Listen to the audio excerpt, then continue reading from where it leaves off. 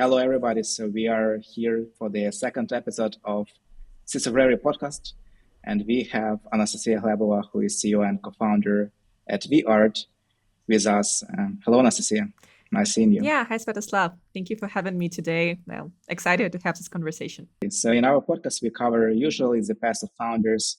We look into details on the startup journey, future plans, and of course, different details on how can we support as Seeds of Bravery. For those who listen first time, I will just briefly remind that Seeds of Bravery is a 2-year project financed by European Commission and European Innovation Council to support deep tech community, entrepreneurs, and innovators in Ukraine and outside Ukraine, those who are present in European Union member states and Horizon Europe associated countries. And we provide non-equity financing, but we also provide a set of different non-financial support programs to benefit startup founders to help them grow faster. And Anastasiia is one of the first beneficiaries of the program.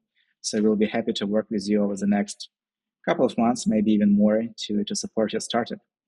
Yeah, thank you. I think that this program is definitely highly beneficial for companies at our stage when there is already a certain product built, when there is some, at least early signs of a market fit, and there is actually a need to scale and to get some mentorship and both non-financial and financial support to make it a blast. Yeah, absolutely. Well, we usually start from founders. Can you share a bit your story, how you came up with the idea? I'm actually coming from legal and economic backgrounds, which I sometimes joke are probably, the most standard and kind of leading to a lot of varieties of career paths which you can come up with. So I knew that I'm going to be an entrepreneur, quite early. It was always kind of my vision that I want to contribute not only as a corporate job or as a lawyer, but I actually want to build a product which would drastically change the processes and speed up the way the things currently are. So initially, I met my co-founder, Dr. Olga Simpson, a bit over than 5 years ago.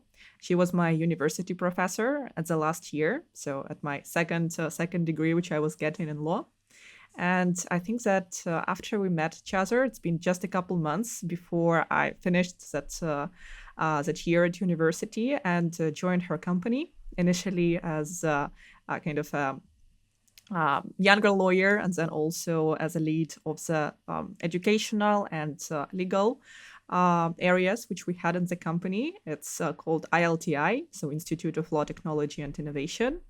And during the 2 years that I've been leading the research department there and working both on educational and legal components, I think that we've educated over 7,000 of creatives from all over the world, but of course with a strategic focus and most of them coming from Ukraine. We've done around 30 different projects, got support from Ukrainian Cultural Foundation, British Council, USAID, and done a lot of amazing things, exactly kind of helping and covering the issues of intellectual property, both on the kind of strictly legal side of trademarks, patents, registration, and so on, but most importantly, of course, in the monetization area. So while Olga has over 25 years of academic and practical experience, I'm in this area for just last 7 years, but it was quite enough to realize what is kind of broken, and that licensing and monetization of content is actually a huge issue.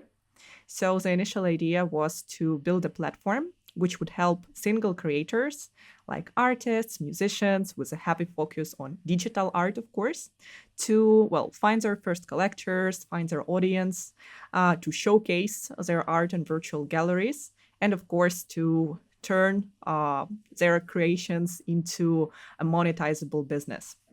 Perhaps before diving into a startup, you noted that you always knew that you'll become an entrepreneur, right? And it's a blast for us to have second episode also with the people founder who is running the company. The first podcast we had with Lazo, with Anna, who is the founder and CEO, and you and your co-founder, also an incredible role model for aspiring or potential female entrepreneurs. Can we roll back a bit to the moment when you actually realized, okay, I want to become a tech entrepreneur? drive the startup forward? I'm actually coming from a very strict family. So I was brought up that I have to be perfect in everything. And there were like even 3 specific components I had to be perfect. It was education, sports, and also like my behavior. So I was like taught that you have to study perfectly, excel at everything, and keep smiling. So to me, this all was kind of contradicting with people I've seen around doing business, since my father is actually coming from a very hardware, physical, focused sphere of production. So looking at how hard it was for him, how many years it went to build, a factory to get the stuff delivered, that he was not, that, he would be receiving calls on the weekends about the shipment being missing or something like that. I already had the understanding that it's not how I would like to live. And if I am, to keep on this path of excelling, then I'd like to use the knowledge and this incredible support which my family gave me to build a technological product in software, somewhere where you can see the result, not in 5 years or 7 years after, a day-to-day input of your own, where, no one can replace you, but rather as a result of a teamwork. So to me, I've seen the pictures around. I didn't like them. So I knew that I wanted to also kind of build a business which would correspond to my values a lot. That's something which has to have an actual tangible impact on other people, and something which has to be built in a team. Well, quite a lot of aspirations and learning. Probably moving to VArt. Let's perhaps start with a one-liner. How can you shortly describe what your startup is doing? Yeah, so we've built a technology helping to automate IP licensing for brands and AI tools. We started out as a digital art platform. We were not focusing on licensing to any kind of industry like we do now. We started kind of with a smaller market in that case. And in early 2022, when we've received our first investment, it was our pre-seed round, backed by Seed Venture Partners and Adrian Slivotsky, we've started building exactly the product. And it was a bit of an unfortunate timing that just 2 months after the launch, which was actually showing excellent results, and we had over 500 artists joining the platform, as a whole blockchain market went down and the recession started. So for artists, it was not enough to provide a platform which would cover legal, technical, financial, sales components. It was also a market situation which drove people a bit away from buying art, especially for personal reasons. I mean, not for business, of course. And we have seen that there is a time for change. And we, at that moment, got selected after like 7 rounds and spotlighted by Meta and L'Oreal Group. So it was early 2023 when we realized that we are definitely pivoting from working only with digital artists or with galleries and museums building digitalized NFT collections to a full B2B tool focused more on kind of more established market players, whether they would be design studios, gaming companies, music brands, art or fashion organizations, somewhere where, again, the impact and effect which we could give was more immediate, more urgent, and more clear. Yeah, absolutely. And I believe that, first of all, doing pivots is a really brave move, but also it is a very successful move when we look at big companies, big tech and large startups. One of the cases that I love is Brex from Brazil, a fintech company that actually got into YC, and they started to do VR headset tool without any experience in VR and on the hype cycle, of course, of the technology. But nevertheless, then they realized that maybe timing is not right, and pivoted to fintech, the same team from VR to fintech solution, right?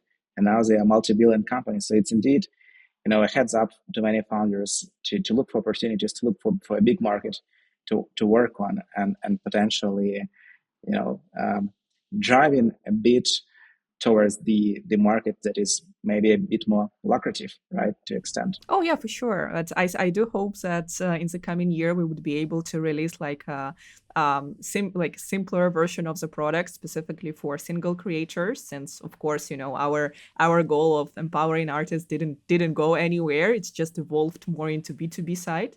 So we are currently working actually with 16 different companies and communities, where that would be, kind of a leader of the community who is providing and supporting artists. So we are kind of doing the same, just focusing more on bigger communities and entities rather than on every single person. So in some way, I would say that it's not a classical pivot when it's, one thing to a completely different one. It's rather a natural evolving of what we started building, and it came to us quite naturally, deriving from the market needs and the feedback we were getting from customers. So I would say that another component here was also that we have two more co-founders, Alex and Anton, who joined us a bit later, actually in 2021, and who brought with them incredible experience, both from Amazon and from their businesses in AR, VR, and AI. So actually, our whole technical team was built on the incredibly strong background in technology. But unfortunately, we are living in realities of being a Ukrainian team. And in September 2023, our co-founder, Anton Velichko, heroically died in the military ranks. So he was our CTO. And of course, it also led to us changing the technical lead in the team and understanding that to keep the vision, we still need to progress and to kind of bring the legacy of what Anton was building with us and evolve it into something else. Well, really, really sorry to hear that that heartbreaking story, unfortunately, and my condolences on that. Let's perhaps dive into early days. I'll try to switch to EO incubator and the values that Chuck with the team provided to you, and also your fundraising round, right? Having Seed Venture Partners, one of the prominent VC funds in Ukraine, and also Adrian Slavotsky, right? One of the, I'm not sure if you can call him super angel. I don't know how much investments. Yeah, right, a super angel. Can you provide a little bit information on your initial steps benefiting from the EO and moving toward the first fundraising round pre-seed? Yeah, I would say that when we came to EO, we were among just one or two, maybe two teams who were very kind of pre-idea stage even. So it was more a direction to which we were looking. Like, of course, that's understanding now. But back then, when I was pitching first time, I was sure that we have it all settled. I was like, here is the market, here is the team, here is the product.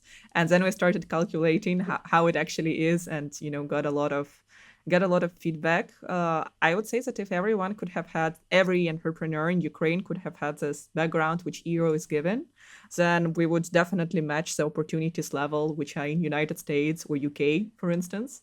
Because to be honest, it's definitely a very big gap, which we currently have to jump to kind of match up with, with opportunities which startups are being given in the United States, especially if we take the entrepreneurial centers, campuses. Back then, especially when we just started in 2020, EO was the only program available. Like right now, there are so many options, and there is also YAPS, there is also a lot of things done in Lviv specifically in this area.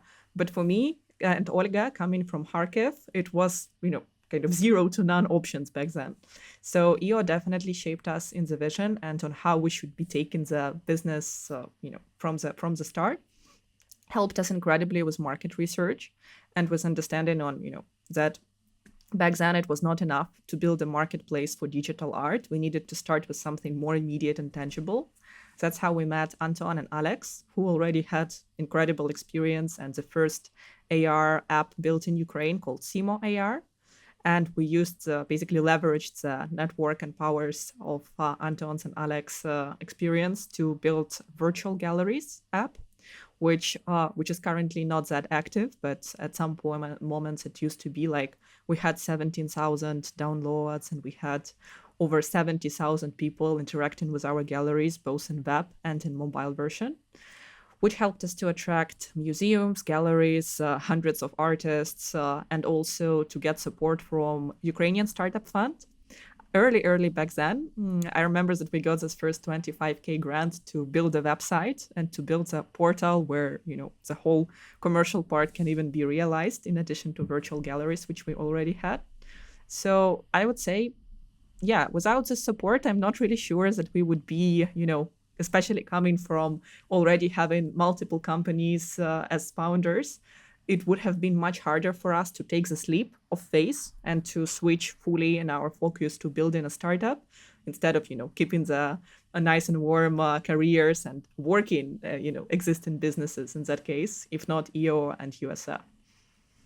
Yeah, absolutely. And I believe that for early stage startups, support is critical. And it's so nice to see many people and organizations first, giving back to the community, entrepreneurial community, especially those one who succeeded and grew businesses.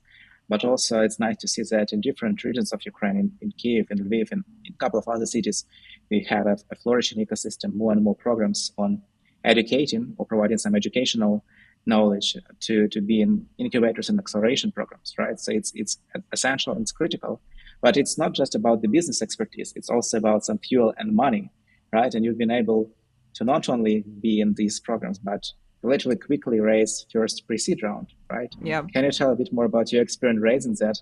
How much it took in terms of time, and how you managed to have Super Angel and one of the most prominent VCs Are you asking specifically about the pre-seed? Because in total, up till the current moment, we've actually extended our pre-seed twice and done a total of 1.4 million.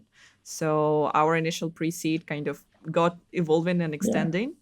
I would say that for... Tell us more. Tell us about the whole experience of fundraising. Interesting to hear. First checks are always the hardest because, it has to be not only somebody, believing in you personally, in your vision, in your market, but also someone who would be there to kind of do some hand-holding at the early stages, help you with introductions, working on business model, maybe working on the tech side.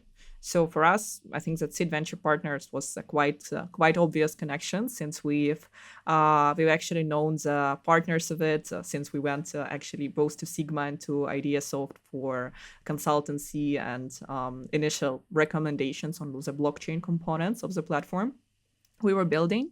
So it was quite an immediate connection. And once they launched the fund, we've been among the first 3 portfolio companies announced at the launch. With Adrian, I was introduced by EO team, specifically by Charles. And I think it's up till this day, the most amazing person we could even get attracted at the pre-seed stage. Adrian helped me personally immensely in growing as a founder, in understanding that, there can be a lot of tough decisions to do, because we also had to, switch the team at the moment when we were doing the pivot, because half of our team was coming from artistic background, and switching to like B2B SaaS, very tech heavy solution was a bit of a punch to our whole team, to be honest.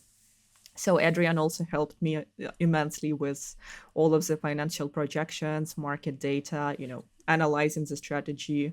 So I would say at this earliest stages, it was an immense support for sure. So I would recommend any founder to look for a known super angel who has multiple companies in portfolio and is there to help you at these first steps.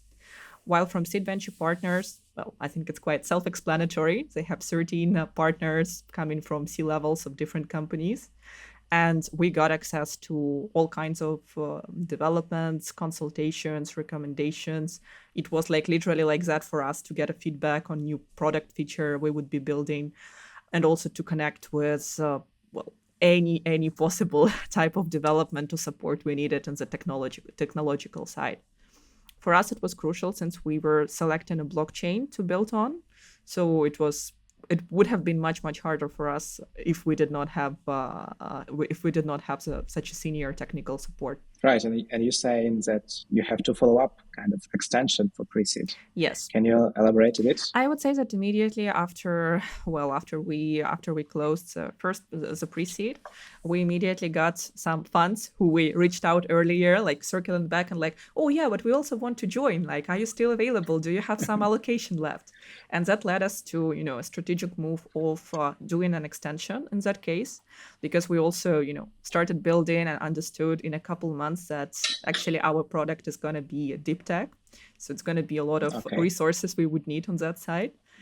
So we've done a 400K extension, and that was the moment when we got spotted and partnered with Geek Ventures. which is extremely supportive. And yeah, if I could, recommend, I think that we got all of the best funds, which are having connections to Ukrainian founders in that case. Geek Ventures also supported us a lot in the pivot moment, since we had to change a lot in the business model, in the strategy. And up till this moment, we are working very closely, on a monthly basis, not only providing, regular reports, but actually working together, getting feedback, and a lot of support, both on the strategic and introductions part. We also got Near Foundation at that moment, since we have been already building on Near for quite some time. And the second extension of the pre-seed basically happened at the pivoting moment, since we needed just a bit more kind of infusion specifically to develop the new components and to do the extended beta stage with brands who would start using our product. So I think that it was kind of not the best moment market-wise, because we started immediately when the FTX crash happened, and there was a lot of kind of mistrust into blockchain or into crypto in general, or into any company who would be using blockchain, even just as a technology, not as a, as a main component in that case. So we had quite a tough fundraise for the pivot. It took me 5 months and a lot of stress, to be honest, because every day you could wake up and see news that something else is happening. You could see these headlines like, are NFTs dead? Is blockchain no longer needed? It was definitely a tough time. Plus it coincided with Anton's death. So it was like, at that moment, probably the toughest time of my life, all things together. Since I also had quite a lot of personal losses, and it all coincided into 2 or 3 months. And I think that if not, it would have been much, much harder for me personally as a founder if I didn't have the team there for me as well, and if our existing investors did not step up also to support us on the strategy and on doing this pivot and refocusing from a more NFT blockchain component to more like enterprise B2B SaaS, classic tech, so as to say, approach and positioning. I believe that one of the traits that, I don't know, fortunately or unfortunately, stands out in Ukrainian founders is this incredible resilience. And sometimes you just, need to live long enough in terms of startups, not give up, to really see the opportunity and do this, pivotal change that you can. And great that you have support on board from, Super Angel, that is also seems to be a mentor for you, right? To the team members, to investors that have been with you on this tough journey. Maybe before going into a new market, right? We all heard about NFTs and blockchain, right? And blockchain a little bit longer. NFTs was quick, boom and big market and opportunities. What's your take? Why it is, on a low cycle at the moment? Do you have a little bit of knowledge that you want to share with us? Yeah, I actually have a lot of insights on this area too. But I have one quick reflection which I wanted to share with you and our listeners, is that a lot of Ukrainian founders I know, and a lot of Ukrainians in general, we see resilience as keeping our pain or our hardships to ourselves. That we should, be strong and keep pushing, that, when we have investor calls, we should say that, everything is fine, you have to be as bright and as, as smiling despite any situations which is out there. And I was recently doing a series of mentorships for European Union programs for exactly starting female entrepreneurs. And then it was like 1 hour when it was a Q&A, and it was kind of off the camera. So they started asking me like, yeah, but can you tell us a bit more? How were you coping with like all of this stress and like, the mental health problems which can arise from it as well? And to me, it was surprising that I can talk about it, resilience, it's not only about pushing forward, it's also about reflecting, being honest, and showing that, yeah, it's hard. What we do is hard. Because if we just try to mask it and we try not to mention it, that we as Ukrainian teams are going through a lot of hardships, it's kind of taken away from a lot of good things which also investors or clients can associate us with. It's kind of, if you are being open and you share a little bit of yes, it's tough. It's definitely tough. You can build a much better connections and just a human understanding in that case of your story, of your past, and even some admiration a bit more. Yeah, it's something we are living in as a Ukrainian team every day. It didn't go anywhere because I don't want our international partners to think that, yeah, it's all good, it's all masked. Yeah, Ukrainians keep working while as if nothing keeps happening, but it does. The war is still going. And I think it's also kind of our mission as Ukrainian founders to kind of softly keep reminding about that every time we pitch or every time we, sell something, if it's appropriate, of course. Absolutely, and it's true, and it's precisely why we have Seeds of Bravery project in itself, right? So the European partners, European Commission, and European Innovation Council decided to immediately support the ecosystem, understanding all the negative consequences, disruption in business, disruption in operations, and tough situation, right? We have the war, but it's not just the war; it's much more negative consequences all around. And I'm really, it's. I can relate to what you're saying about being founder with a lot of flows and high risk, but high reward also about impact. And I see what we have a consortium of almost 20 organizations, majority from Europe, like Aalto University, Erasmus Center for Entrepreneurship, Plug and Play, Funding Box, many really supportive partners who are willing to provide expertise and to help founders, support founders. And it's really essential in what we have at the moment to really utilize those resources, right? And try to keep up the pace, try to work with reality in terms of what Ukrainian teams have actually, in terms of conditions, and try to progress, grow, right? At the end of the day, it's about the impact that everybody can do via Seeds of Bravery, via startup, via different other activities. That's I can absolutely agree on that. No, and yeah, that's really great that you've managed to build a consortium of such strong partners. I think that's a highly valuable program. Getting back to your question on blockchain. Back to NFTs. Yeah, and NFTs.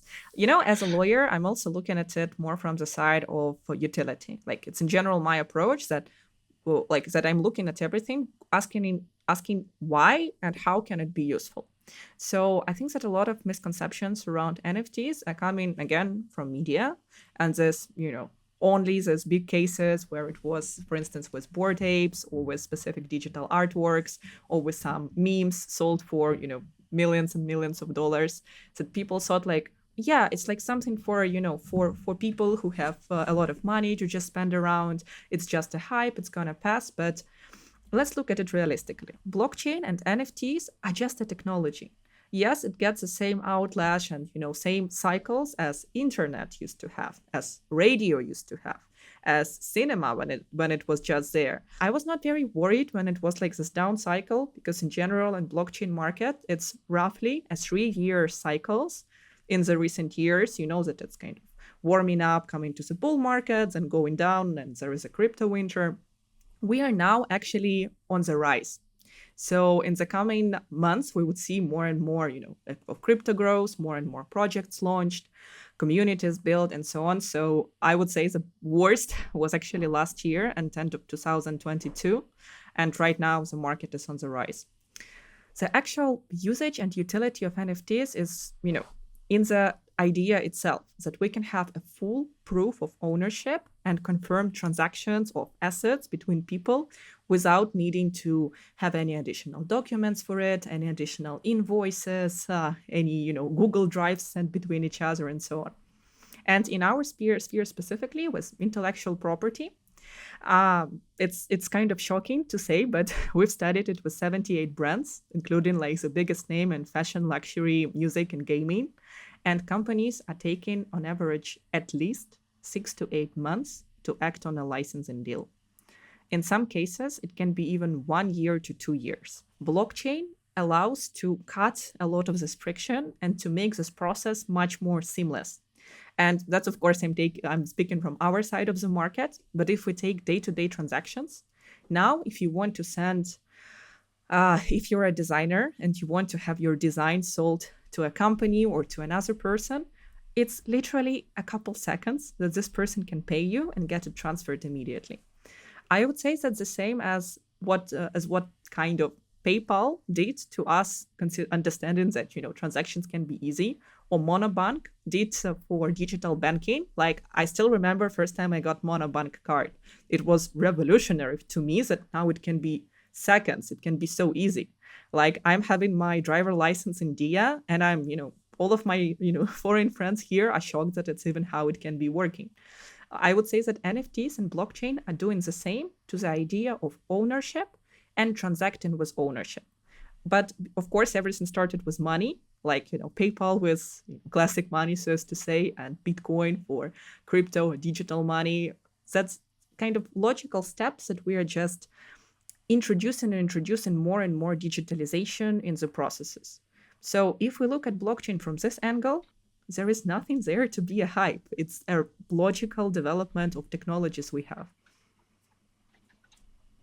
Yeah, speaking about money and the numbers, I assume that you've studied the market really well to take the decision to extend the focus to a bit. Can you tell us a bit more on what's the volume, what's the market that you target, and who will be your customers, or who are your customers at the moment? Yeah, so there already are customers, since we've been in beta stage for the last year and actually launched in end of this February with the subscriptions. So we do have customers at the current moment, and over 260 companies actually in the pipeline to be integrated, because in some cases we have kind of a niche use cases where a bit of more development or support is needed. But when we started out, digital art market was around 2 to 2.5 billion when we just started. Then it grew to NFT market and digital assets at 17.6 billion. But if you look at the global market of licensing, it would immediately click why we pivoted and switched to licensing as a whole, because that's a $275 billion market as of now. Sounds quite big, I would say. Yeah, plus it's only the public data, because obviously, people who are doing the studies, they are not asking single artists. They are asking just, getting data from big and public companies, maybe like Adobe, Disney, and so on. So I cannot even imagine how big actually the market of, given rights to the content, which is licensing, is. Yeah, but from another perspective, market is so big, so probably a lot of companies or startups would like to disrupt it somehow, right? So how can you compete, and what's your secret sauce to win the competition? Our approach is quite unique because we are built for corporations. We are built in mind with the idea that, there are museums who have thousands of assets. There are institutions who have, also like tens of thousands of assets.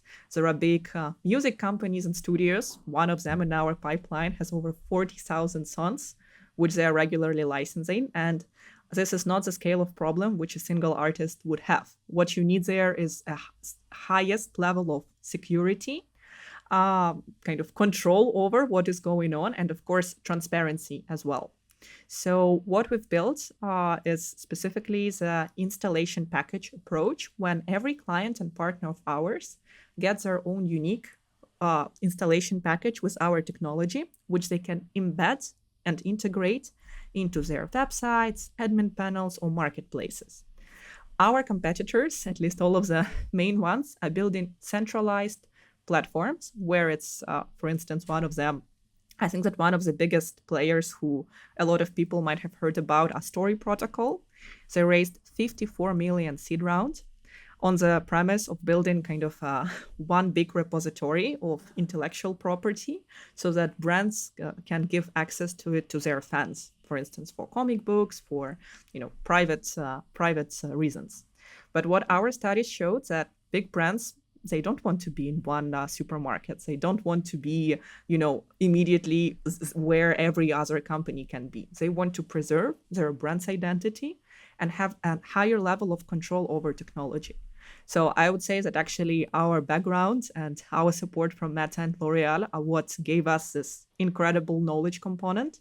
Plus, in general, as a team, we are very R&D focused and research focused. So speaking just from the team approach, that's our winning strategy. Product-wise, we are delivering the kind of turnkey solution in that case, which your team can manage as if it was their own product. This is not something our competitors provide. Yeah, just help me understand a little bit better. So you're having the subscription, but you also provide a service before that, on top of that, with custom installation package Mhm.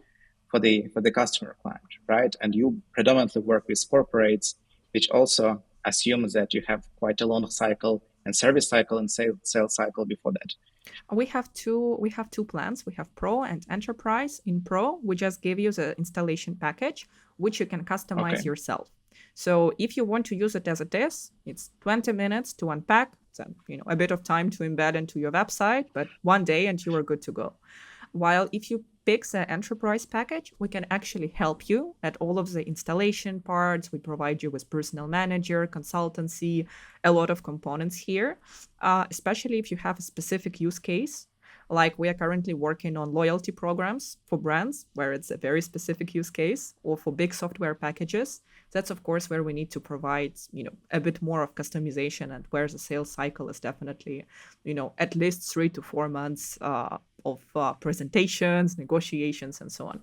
But for our standard package, you can use it as it is, and buy it even right now on our website and be good to go tomorrow. Okay, so what's the website? Tell us the address. Yeah, it's v-art.digital.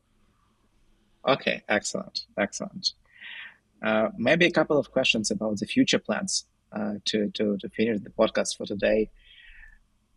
Tell us, a glimpse into the future. What's the roadmap, and what you have in mind for the next couple of years? Yeah, looking at my tired face, you can guess that we are currently fundraising, and actually also at the same time in a very active sales cycle. We have some amazing use cases to be announced quite soon with one of the leading gaming companies and one of the leading metaverses out there. So I think that it's gonna be amazing when it's out there in public.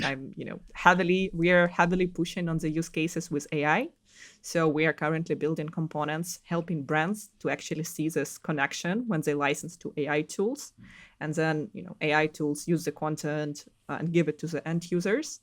It's crucial now because with EU AI Act, which recently came in force in European Union, all AI tools also are required to show the copyright sources.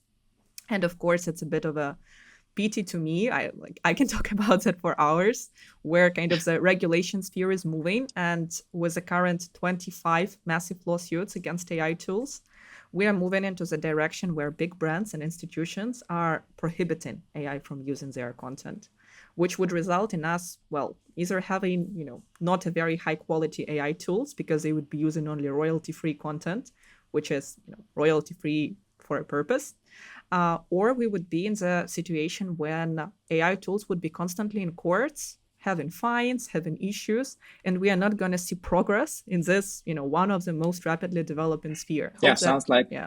like a blocker more than a development in terms of the AI Act. Yeah, we hope that if we can contribute even for, if we can contribute even for like a couple hundreds of brands switching their mind and seeing that it can be done very easily, transparently, and beneficially for both sides, so that we can, kind of switch this wave of negativity towards copyright and AI and make the situation a bit better. So yeah, hopes that we would be soon able to announce our current round. And a lot of amazing use cases and progress we are building both for brands and AI tools. That's it, very in short. Yeah, maybe last question about the AI. Given the everybody speaks about AI, we see this new foundational models becoming more and more powerful. We see also application level companies raising hundreds of billions. Just a couple of days, Mistral raised $500 million, I believe. So it's really an area that is moving so fast. How you leverage AI, right? And whether it's the progress in the industry or in technology of AI over the last couple of years helped you actually also to transition to a new model, new product, and new vision for the company. I have to say huge thanks for AI tools for raising such a wave of interest towards IP licensing as a product. Because when we were doing our pre-seed, a bit more than a year ago, it was quite tough to explain why is this problem, which has been there for decades, that licensing takes, this months and months and years. Why is it exactly now that it needs to be solved? Of course, we had our answers, but, they might have been not that immediately drastically visible if you are not in the sphere. But with AI tools, it's Like, it's crystal clear that AI tools need data, and they need data now. Companies cannot provide data fast. It can take them 1 to 2 years in that case, if it's a big scale of data in that case. And a lot of them are just totally against. So, for instance, Sony Group sent over 700 letters to AI tools prohibiting them from using their any kind of IP. So legally, there should be 0 AI tools using Spider-Man image now in any cases. That's definitely the biggest change. We do build AI components on our own, which are going to be presented in fourth quarter this year or early next year, since we have like two sides to it. It's more on the analytics side and enhancing the performance of licensing for our clients. Well, I'm excited, and we'll be following the news on your new round and new progress and releases of VArt. On my end, it was a pleasure speaking to you. Indeed, it was exciting conversation, and happy to support you from Seeds of Bravery, opportunities. Yeah, thank you a lot. And yeah, looking forward to the next steps of the program. Excellent. Cheers. So we had a really fruitful conversation with Anastasiia. We covered a lot of topics, starting from NFT market, IP market, AI, doing pivots, and living in a challenging times in Ukraine, going through tough decisions, but anyway, growing. And we expect some more news from Anastasiia and VArt in the nearest future. So you'll follow the company, and we ask listeners to subscribe on all the platforms that we have, comment on YouTube, and stay tuned for the next episodes.